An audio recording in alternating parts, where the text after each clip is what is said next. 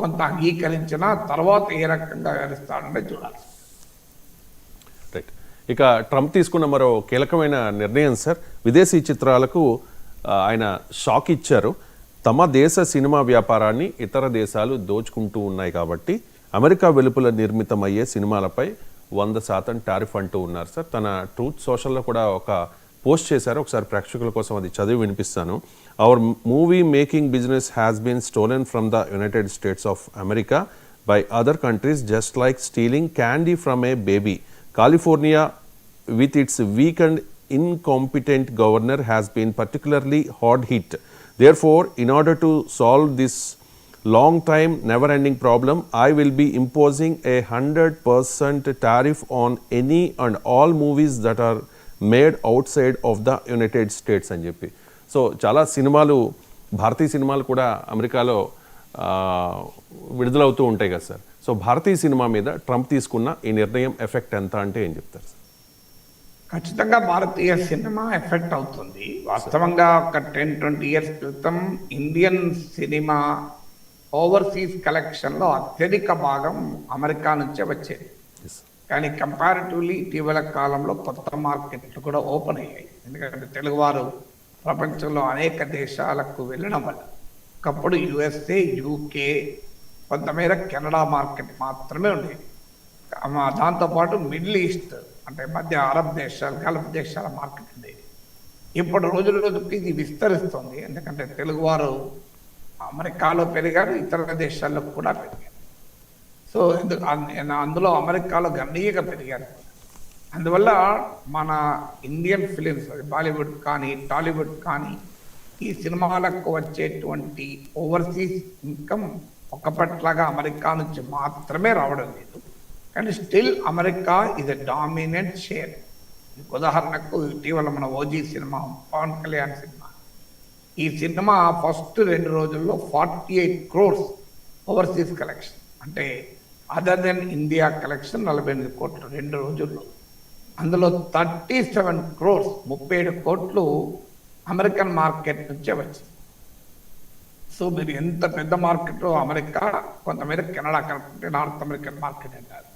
ఎంత ఇంపార్టెంటో దీన్ని బట్టి అర్థమవుతుంది. మీకు ఇంకో ఉదాహరణ, కూలీ రజనీకాంత్ సినిమా వచ్చింది, $20 million. అది ఓవర్సీస్ కలెక్షన్ అయితే అందులో 35% అమెరికా నుంచి వచ్చింది. అలాగే మరో బాలీవుడ్ ఫిల్మ్ ఇటీవల పాపులర్గా వచ్చింది చావా, దీనికి $10 million ఇంటర్నేషనల్ ఓవర్సీస్ కలెక్షన్ అయితే ఇందులో $6.41 million మీకు అమెరికన్ మార్కెట్ నుంచే వచ్చింది. సో ఇది ఒక ఉదాహరణ. బాహుబలి, ఇలా అనేక సినిమాలకు కూడా ఇదే ట్రెండ్. ఎందుకంటే నేను డలాస్లో ఉన్నాను. ఓజీ సినిమా వచ్చిన రోజు ఒక థియేటర్ కాంప్లెక్స్ ముందు తెలుగువారు పెద్ద ఎత్తున ఓజీ డ్రెస్సులు కూడా, కాస్ట్యూమ్స్ కూడా ధరించి పెద్ద ఎత్తున ఆ పాటలు సౌండ్ డీజే పెట్టి సినిమా రిలీజ్ అయిన సందర్భంగా బయట డ్యాన్సులు చేశారు. ఇది స్థానిక వైట్ అమెరికన్ కమ్యూనిటీ నుంచి కూడా వ్యతిరేకత కూడా వచ్చింది, ఇదేంటి అని. బట్ స్టిల్ మన వాళ్ళు ఎంతమంది ఉన్నారో దీన్ని బట్టి అర్థమవుతుంది. సో నేను ఇప్పుడు ఆస్టిన్లో ఉన్నాను. ఇక్కడ కూడా తెలుగు కమ్యూనిటీ చాలా ఎక్కువ. ఇప్పుడు కొద్దిసేపటి క్రితమే బతుకమ్మ పండుగ కూడా ఆడాను. సో మై సన్ ఇంట్లోనే బతుకమ్మ పండుగ కూడా ఆడాను. సో అంత తెలుగువారు ఉన్నారు ఆ ప్రాంతం ఇది. మీరు డలాస్ కానీ, ఆస్టిన్, అట్లాంటా, కాలిఫోర్నియా, న్యూజెర్సీ, ఇట్లా చాలా ప్రాంతాల్లో తెలుగు వాళ్ళు గణనీయంగా ఉంటారు. సో అందువల్ల డెఫినెట్గా ఇండియన్ సినిమాలకు, తెలుగు సినిమాలకు ఇది పెద్ద దెబ్బ, అనుమానం లేదు. ఈ 100% కానీ ఇది ఇందులో సమస్య ఏంటంటే ఇది ఎలా ఇంప్లిమెంట్ అవుతుంది. ఎందుకంటే ఇప్పుడు ఇంటర్నేషనల్ ఫిల్మ్స్ మల్టీ ప్రొడక్షన్ అవుతుంది, మల్టీ నేషనల్ సినిమాలకు కూడా వస్తున్నాయి. సో ముందుగా ట్రంప్కి అర్థం కావాలంటే why did cinema move out of America. ఇప్పుడు ఆయన ఏదో పొలిటికల్ రీజన్, కాలిఫోర్నియా అనేది డెమోక్రటిక్ స్టేట్ కనుక కాలిఫోర్నియా గవర్నర్ పైన విరుచుకుపడుతున్నాడు, దీని అవకాశం కనిపిస్తుంది. కానీ కాలిఫోర్నియా గవర్నర్ వల్ల హాలీవుడ్ నుంచి వెళ్ళిపోయి నిజమని ట్రంప్ చెప్తున్నట్లు అమెరికా నుంచి ఫిలిం ప్రొడక్షన్ గతంతో పోలిస్తే తగ్గుతూ వస్తుంది, అందులో అనుమానం లేదు. సో కానీ దాన్ని స్టీలింగ్ అన్న పదం వాడుతున్నట్టు, దొంగిలించడం కాదు, ఒక ఇదే ఎందుకు కార్ల ప్రొడక్షన్ ఒకప్పుడు చాలా పవర్ఫుల్గా ఆటోమొబైల్ ఇండస్ట్రీ అమెరికాలో ఉండేది. ఇప్పుడు ఆ స్థాయిలో లేదు. టెస్లా లాంటి కార్లు ఇక్కడ ప్రొడ్యూస్ అవుతున్నా కూడా ఆటోమొబైల్ ఇండస్ట్రీ చాలా గణనీయంగా షిఫ్ట్ అయింది. డెట్రాయిట్ లాంటి ప్రాంతం ఒకప్పుడు మ్యానుఫ్యాక్చరింగ్ ప్రాంతాలుగా ఉండేవి. సో నేను చాలాసార్లు చెప్పాను, దీనికి కారణం ఏంటంటే లేబర్ కాస్ట్ విపరీతంగా పెరగడం. ఇవాళ అమెరికాలో హాలీవుడ్లో సినిమా తీయాలి అంటే లేబర్ కాస్ట్ చాలా ఎక్కువ. సో మీకు ఇతర దేశాల వాళ్ళు ఇప్పుడు అమెరికాలో ఇమ్మిగ్రెంట్ పాపులేషన్ ఉండటానికి కూడా కారణం అదే. ఇప్పుడు ఇల్లు క్లీన్ చేస్తానికి వస్తుంటారు, అలాగే గార్డెన్లో బుషెస్ కట్ చేస్తానికి వస్తుంటారు. వీళ్ళందరూ కూడా మెక్సికన్స్ ఇట్లాంటి వాళ్ళే వస్తారు. వైట్ అమెరికన్స్ ఎవరు రారు, వస్తే 5-6 times ఎక్కువ ఛార్జ్ చేస్తారు. Simply not affordable. మనకే కాదు, ఎవరేజ్ అమెరికన్ కన్స్యూమర్ సబ్జెక్ట్ కాదు. అందువల్ల ఇది ప్రాక్టికల్గా అమెరికాలో సినిమాలు తీయకుండా ఉండే పరిస్థితి రావటానికి కారణం అమెరికన్ ఎకానమీ యొక్క క్యారెక్టర్. సో దాంతోపాటు అమెరికన్ ఎకానమీ ఫైనాన్షియలైజేషన్ జరిగిన తర్వాత మ్యానుఫ్యాక్చరింగ్ ఆ దేశం నుంచి వెళ్ళిపోవడం మొదలుపెట్టారు. ఎందుకంటే ఫైనాన్షియల్ మార్కెట్లో ఎక్కువ రిటర్న్ ఆన్ ఇన్వెస్ట్మెంట్ ROI అంటారు. ఒక ఫ్యాక్టరీ పెట్టి ఒక వస్తువు ప్రొడ్యూస్ చేసి దాన్ని ఉత్పత్తి చేసి దాన్ని ఎక్స్పోర్ట్ చేసి లాభం పొందడం కన్నా ఫైనాన్షియల్ మార్కెట్లో ఇన్వెస్ట్ చేస్తే ఎక్కువ లాభం పొందచ్చు. సో దానివల్ల మీకు అమెరికన్ ఎకానమీ నుంచి మ్యానుఫ్యాక్చరింగ్ ప్రొడక్షన్ ఇతర ప్రాంతాలకు వెళ్ళటానికి కారణమైంది. దీన్ని తిరిగి తప్పించుకోవాలంటే ఏం చేయాలి అన్న దానిపైన గతంలో కూడా ట్రంప్ అడ్వైజర్స్ ఇచ్చినటువంటి రిపోర్ట్లు కూడా ట్రంప్ దగ్గర ఉన్నాయి. ఈ ట్యాక్స్ ఇన్సెంటివ్స్ ఇవ్వండి, ట్యాక్స్ హాలిడేస్ ఇవ్వండి, అంటే ఇక్కడ ప్రొడక్షన్ను చీపర్ చేస్తే తప్ప సాధ్యం కాదు. ఎందుకంటే ఆల్రెడీ హీరోల రెమ్యునరేషన్ విపరీతంగా పెరిగింది. మీకు ఒక ప్రొడక్షన్ ఎక్స్పెండిచర్ గణనీయంగా పెరిగింది. 100 కోట్లతో సినిమాలు తీస్తున్నారు. దాని కొరకు ప్రభుత్వంతో ఒప్పించి టికెట్లు ధరలు పెంచుకుంటున్నారు. సో బట్ ఎంత పెంచుకున్నా స్టిల్ ఈ బిగ్ బడ్జెట్ మూవీస్ వైబుల్ కావు.